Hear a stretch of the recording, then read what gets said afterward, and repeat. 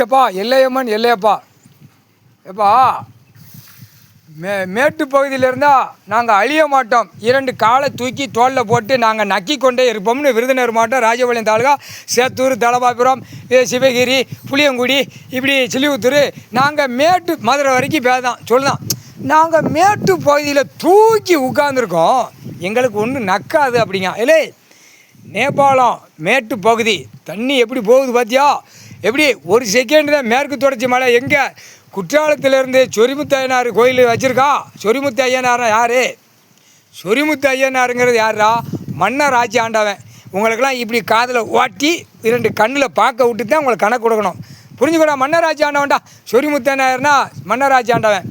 ஐயனார் மன்னர் ஆட்சி பூரா கண்ட கேடு கட்டவே பூரா அழிச்சு வச்சு நாசமாக வச்சுட்டு போயிட்டான் முக்கால் சத்தியம். இல்லை சிவன் குடும்பம், பார்வதி பரமசிவன் குடும்பத்தார் விஸ்வ பிரமா கணக்குடா. நாங்கள் 2 பேர் கணக்கு போடுறோம், எல்லாம் புரிஞ்சுக்கோங்கடா. கேடு கட்ட வைகளா முக்கால் சேர்த்தியும். என்னப்பா சட்டப்பேரவையில் உள்ள கணக்கு டெல்லி தமிழ்நாடு கடவுள் உட்காந்து பார்த்து கொண்டே இருக்கான், என்ன கொட்டு மேலே அடிக்கான். இப்போ தமிழ்நாடு தான் மெயின், தமிழ்நாடு சட்டப்பேரவையில் பார்த்து கொண்டே இருக்கான் எங்கள் அண்ணன் ஈஸ்வரன். எப்படி ஆடுதான், காலை தூக்கி ஆடுதாங்க.